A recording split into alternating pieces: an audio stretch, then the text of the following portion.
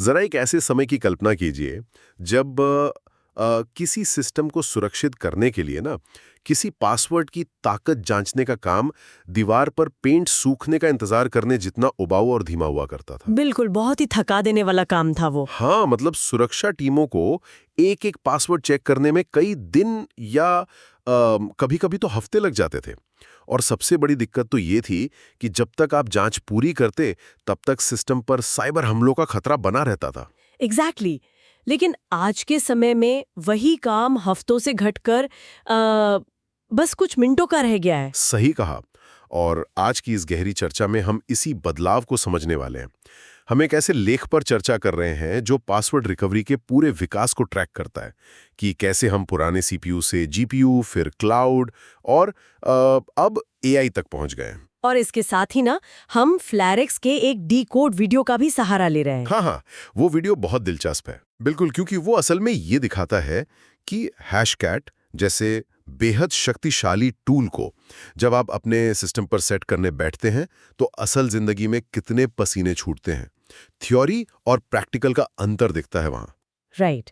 तो हमारे इस चर्चा का मिशन यही है कि हम गति की इस क्रांति को समझें, सिर्फ ऊपर ऊपर से नहीं बल्कि तकनीकी स्तर पर। हाँ, क्योंकि जो चीज कागज पर आसान लगती है उसे असल में काम करने लायक बनाने में काफी व्यावहारिक चुनौतियां आती हैं। बिल्कुल।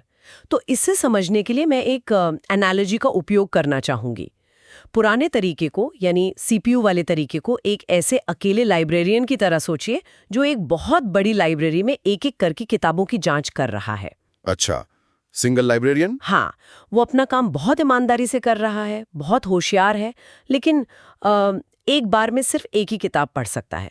और दूसरी तरफ नया तरीका यानी जीपीयू का इस्तेमाल करना ऐसा है जैसे आपने एक साथ 10,000 लाइब्रेरियंस की एक पूरी फौज को काम पर लगा दिया हो। अरे वाह, ये एनालॉजी तकनीकी वास्तविकता के काफी करीब है ना? जो एक ही समय में अलग-अलग किताबों की जांच कर रहे हैं। हाँ, क्योंकि सीपीयू सीरियल तरीके से काम करते हैं। उनके पास कुछ गिने चुने लेकिन बहुत शक्तिशाली कोर होते हैं जो जटिल से जटिल काम कर सकते हैं, लेकिन एक के बाद एक। मतलब एक टाइम पर एक ही काम। बिल्कुल। पर जब बात पासवर्ड क्रैकिंग या हैश को डिकोड करने की आती है ना, तो आपको बहुत ज्यादा जटिलता की जरूरत नहीं होती, बल्कि आपको एक ही आसान गणितीय गणना को करोड़ों बार दोहराना होता है। अच्छा, सिर्फ दोहराना है? हाँ, जीपीयू यानी ग्राफिक्स प्रोसेसिंग यूनिट्स इसी काम के लिए बने हैं। इनमें हजारों छोटे-छोटे कोर होते हैं जो पैरेलल प्रोसेसिंग के जरिए एक साथ काम करते हैं। हैशकैट जैसे टूल्स इसी आर्किटेक्चर का फायदा उठाते हैं। यहाँ एक बात मुझे हमेशा सोचने पे मजबूर करती है। मतलब जीपीयू मूल रूप से गेमिंग के लिए बनाए गए थे, राइट? हाँ, बिल्कुल, गेमिंग के लिए बने थे। स्क्रीन पर हाई एंड ग्राफिक्स रेंडर करने के लिए।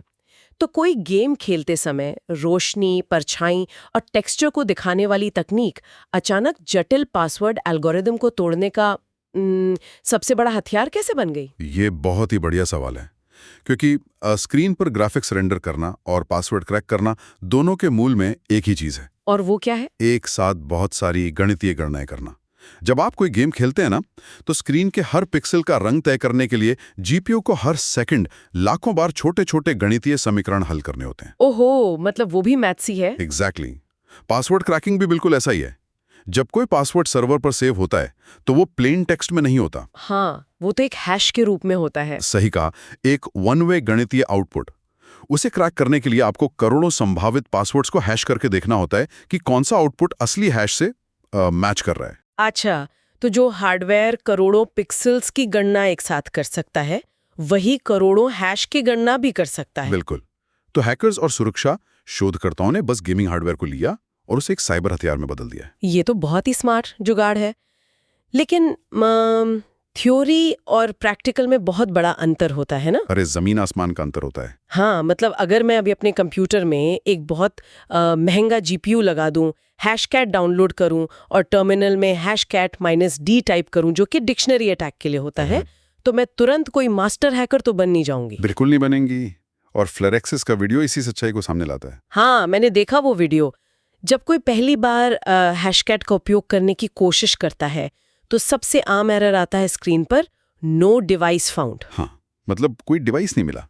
और ये कितनी अजीब बात है, मेरा कंप्यूटर जानता है कि उसके अंदर एक जीपीयू लगा है, लेकिन हैशकैट उसे देख ही नहीं पा रहा।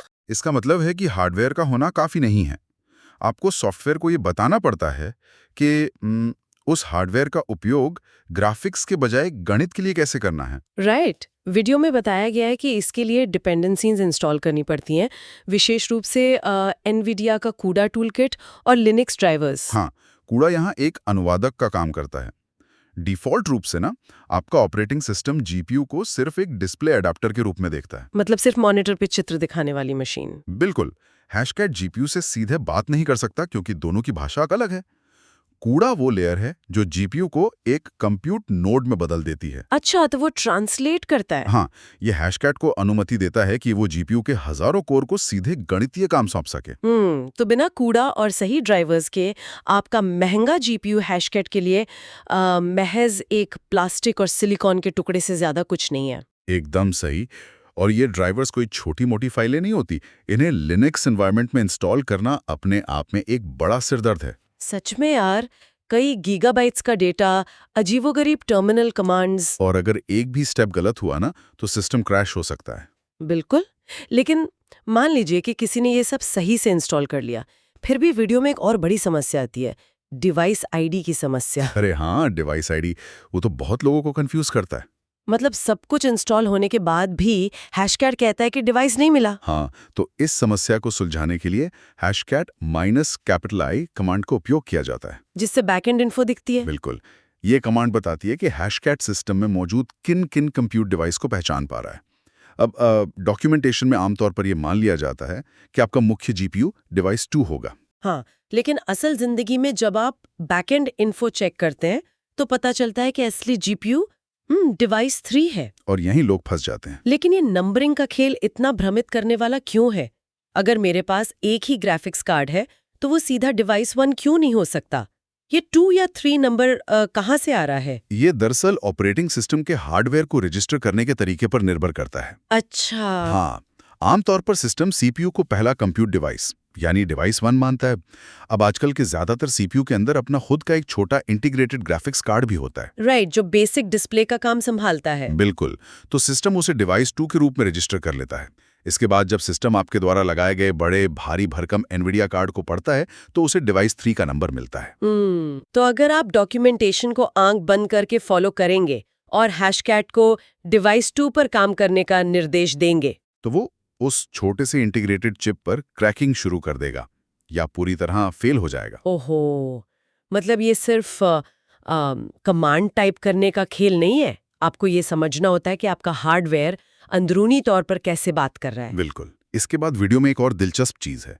जब सब कुछ सही सेट हो जाता है और क्रैकिंग शुरू होती है तो स्क्रीन पर पंखे की गति न पढ़ पाने का एक एरर आता है। हाँ, fan speed not readable type कुछ। जो कोई भी पहली बार इसे देखेगा उसे लगेगा कि उसका जीपीयू ओवरहीट होकर जलने वाला है। लेकिन मजे की बात यह है कि यह वास्तव में क्रैकिंग प्रक्रिया को रोकता नहीं है। सच में? हाँ, हैशकैट कभी-कभी कुछ खास ड्राइवर्स के साथ पंखे के सेंसर से डेटा नहीं ले पाता, लेकिन इसका मतलब यह नहीं है कि जीपीयू काम नहीं कर रहा है। तो इसे कंफर्म कैसे करें? वीडियो में इसके लिए एक अलग टूल NVTop का उपयोग किया गया है ना? सही पकड़ा। NVTop टास्क मैनेजर की तरह है, लेकिन विशेष रूप से एनवीडिया जीपीयू के लिए। हाँ, तो जब हैशकैट बैकग्राउंड में चल रहा होता है तो NVTop का ग्राफ अचानक से स्पाइक करता है। बिल्कुल। अगर वहां आपको फ्लक्चुएशन या 100% यूटिलाइजेशन दिख रहा है तो इसका मतलब है कि आपका जीपीयू पूरी ताकत से हैश क्रैक कर रहा है। पंखे की चेतावनी सिर्फ एक मॉनिटरिंग ग्लिच है। वाह! तो इन व्यावहारिक चुनौतियों को समझना इसलिए जरूरी है क्योंकि यह स्पष्ट करता है कि हैकिंग या सुरक्षा ऑडिटिंग सिर्फ हैक बटन दबाने के बारे में नहीं है। नहीं, बिल्कुल नहीं। ये एनवायरनमेंट को कॉन्फ़िगर करने और हार्डवेयर के व्यवहार को समझने की एक जटिल प्रक्रिया है। अच्छा, अब मैं सोच रही थी एक लोकल मशीन पर जीपीयू को सेट करना इतना बड़ा काम है, तो जरा उस स्तर की कल्पना करते हैं जहां दुनिया की बड़ी सुरक्षा एजेंसियां या साइबर अपराधी काम कर रहे हैं। हाँ, उनका खेल तो अलग ही लेवल का होता है। राइट। ये एक सिंगल कंप्यूटर के साथ तो बैठे नहीं होंगे। जब आपको हजारों जीपीयूज की शक्ति चाहिए होती है तो आप अपने घर या दफ्तर में इतने कंप्यूटर तो नहीं लगा सकते ना? बिल्कुल नहीं लगा सकते। और यही से कहानी बड़े इंफ्रास्ट्रक्चर की ओर मुड़ती है, यहीं पे क्लाउड बेस्ड डिस्ट्रीब्यूटेड क्रैकिंग तस्वीर में आती है। Cloud cracking. हाँ, क्योंकि लोकल हार्डवेयर की एक सीमा होती है। आप एक मदरबोर्ड पर ज़्यादा से ज़्यादा 4 या 6 जीपीयूज लगा सकते हैं। उनकी गर्मी और बिजली की खपत को संभालना एक अलग इंजीनियरिंग चुनौती बन जाती है। बिल्कुल। अगर हम इसे अपनी पिछली एनालॉजी से जोड़ें तो लोकल जीपीयू होना ऐसा है जैसे आपके पास एक बहुत तेज स्पोर्ट्स कार है। सही कहा। लेकिन अगर आपको 1 लाख लोगों को एक जगह से दूसरी जगह ले जाना है तो वो कार किसी काम की नहीं है। इसके बजाय आप सीधे किसी क्लाउड प्रोवाइडर जैसे AWS या अजोर के पास जाते हैं और कुछ घंटों के लिए हजारों ट्रकों का एक पूरा बेड़ा किराए पर ले लेते हैं। और बस अपना काम करते हैं और फिर उन्हें वापस कर देते हैं। एग्जैक्टली। आपको उन ट्रकों के रख रखाव या पार्किंग की कोई चिंता नहीं करनी पड़ती। यही क्लाउड क्रैकिंग का असली फायदा है। संगठन अब भारी पूंजी निवेश किए बिना असीमित कंप्यूटिंग शक्ति तक पहुंच सकते हैं। वाओ, ये तो बहुत पावरफुल है। सोचिए, एक एथिकल हैकर क्लाउड में 100 जीपीयू का एक क्लस्टर बना सकता है। किसी कंपनी के पूरे डेटाबेस के पासवर्ड्स की मजबूती को महज कुछ घंटों में टेस्ट कर सकता है और फिर उस क्लस्टर को नष्ट कर सकता है। लेकिन क्लाउड केवल एक बुनियादी ढांचा है ना? जब इस असीमित शक्ति के साथ आर्टिफिशियल इंटेलिजेंस यानी AI को जोड़ा जाता है तो खतरे का स्वरूप पूरी तरह बदल जाता है। बिल्कुल। AI का जोड़ना सच में इस पूरी प्रक्रिया को सिर्फ तेज नहीं बल्कि स्मार्ट बना देता है। हाँ, क्योंकि पहले क्रैकिंग टूल्स ब्रूट फोर्स का इस्तेमाल करते थे। मतलब A से लेकर Z तक हर संभव कॉम्बिनेशन आजमाना, जो कि एक अंधी दौड़ थी। राइट। लेकिन AI पासवर्ड को प्रिडिक्ट करने की यानी भविष्यवाणी करने की क्षमता रखता है। पर मुझे एक बात समझ नहीं आती, AI असल में ये कैसे तय करता है कि कोई इंसान क्या पासवर्ड रखने वाला है? इसके लिए AI प्रोबेबिलिस्टिक मॉडल्स और मार्कोव चेन्स जैसी तकनीकों का उपयोग करता है। अच्छा, ये कैसे काम करती हैं? देखिए, पिछले 2 दशकों में जितने भी बड़े डेटा ब्रीच हुए हैं, जैसे रॉक्यू या अन्य बड़े लीक्स, उनमें करोड़ों असली पासवर्ड्स पब्लिक डोमेन में आ गए हैं। हाँ, वो तो है। तो AI इन अरबों पासवर्ड्स के डेटाबेस को प्रोसेस करता है और इंसानी मनोविज्ञान के पैटर्न को सीखता है। अच्छा, तो AI ये समझ जाता है कि हम इंसान मूल रूप से आलसी हैं और एक ही तरह से सोचते हैं। बिल्कुल, हम सब एक जैसे ही पैटर्न फॉलो करते हैं। हाँ, मतलब वो देखता है कि ज्यादातर लोग पहला अक्षर कैपिटल रखते हैं, बीच में कोई डिक्शनरी का शब्द डालते हैं जैसे किसी पालतू जानवर का नाम, और अंत में 1 2 3 या कोई स्पेशल कैरेक्टर लगा देते हैं। एग्जैक्टली, जैसे पासवर्ड @123। और यही AI का सबसे बड़ा हथियार है। वो ये भी देखता है कि कीबोर्ड पर उंगलियां कैसे चलती हैं, जैसे QWERTY। या फिर ASDFG। हाँ, तो मार्कोव चेन्स इस बात की गणना करते हैं कि अगर पासवर्ड का पहला अक्षर S है तो अगला अक्षर T या H होने की संभावना कितने प्रतिशत है। अरे वाह, ये तो बहुत डीप है। तो इस ज्ञान के साथ ना AI अंधाधुंध तरीके से हर कॉम्बिनेशन नहीं आजमाता। वो एक बहुत ही सटीक और कस्टमाइज्ड डिक्शनरी बनाता है जिसमें उन पासवर्ड्स को सबसे पहले चेक किया जाता है जिनके रखे जाने की संभावना सबसे अधिक होती है, जिससे क्रैकिंग का समय 99% तक कम हो जाता है। बिल्कुल। तो अगर हम इन सब चीज़ों को एक साथ रखकर देखें, जीपीयू की पैरेलल प्रोसेसिंग, क्लाउड की असीमित स्केलेबिलिटी और AI का इंसानी मनोविज्ञान को समझने का पैटर्न, तो पारंपरिक पासवर्ड तो किसी भी हाल में टिक ही नहीं सकता। टिक ही नहीं सकता। चाहे आप कितना भी जटिल पासवर्ड बना लें, ये सिस्टम उसे कुछ ही समय में क्रैक कर लेगा। वाओ। यही कारण है कि साइबर सुरक्षा में गति ही अब सबसे बड़ा रणनीतिक लाभ बन गई है। मतलब जो तेज है वही जीतेगा। हाँ, हमलावर और बचाव करने वाले दोनों के पास समान तकनीक है। जो भी सिस्टम ही कमजोरियों को पहले खोज लेगा, जीत उसी की होगी। लेकिन इसका एक और बड़ा निष्कर्ष ये भी तो है कि पासवर्ड्स का पूरा कॉन्सेप्ट ही अब टूट चुका है। बिल्कुल टूट चुका है। और शायद इसीलिए हम पासवर्ड रहित भविष्य यानी पासवर्डलेस फ्यूचर की ओर तेजी से बढ़ रहे हैं। जब बचाव का हर तरीका काम नहीं कर रहा है तो उस चीज को ही जड़ से खत्म कर देना चाहिए जिसे क्रैक किया जा सकता है। सही कहा। बायोमेट्रिक्स, वेब ऑथेन और हार्डवेयर टोकन इसी दिशा में उठाए गए कदम है। हाँ, क्योंकि जब आप फिंगरप्रिंट या चेहरे के स्कैन का उपयोग करते हैं तो सर्वर पर कोई हैश सेव ही नहीं होता जिसे हैशकैट क्रैक कर सके। एग्जैक्टली। इसके बजाय पब्लिक प्राइवेट की क्रिप्टोग्राफी का उपयोग होता है। आपका असली डेटा आपके डिवाइस के एक सुरक्षित हिस्से में रहता है, जिसे सिक्योर एन्क्लेव कहते हैं। हाँ, और सर्वर केवल एक गणितीय प्रमाण मांगता है।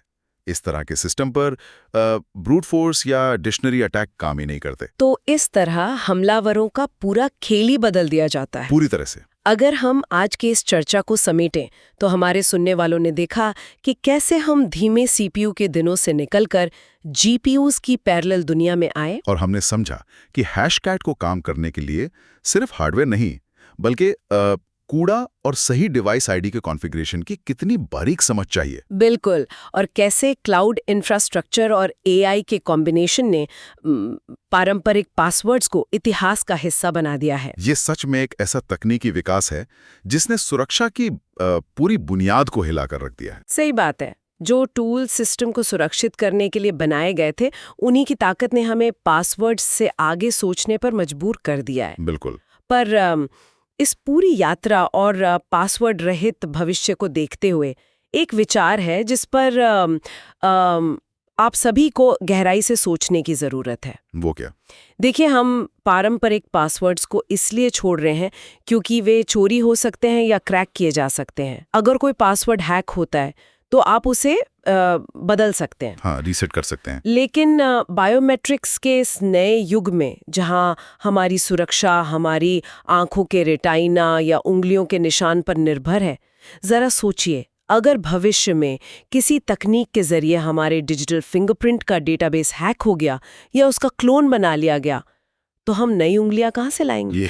ये तो डरावना है। क्या हम एक ऐसी तकनीक की ओर बढ़ रहे हैं जो आज तो हमें सुरक्षित कर रही है, लेकिन कल एक ऐसी भेद्यता बन सकती है जिसे कभी रीसेट ही नहीं किया जा सकता?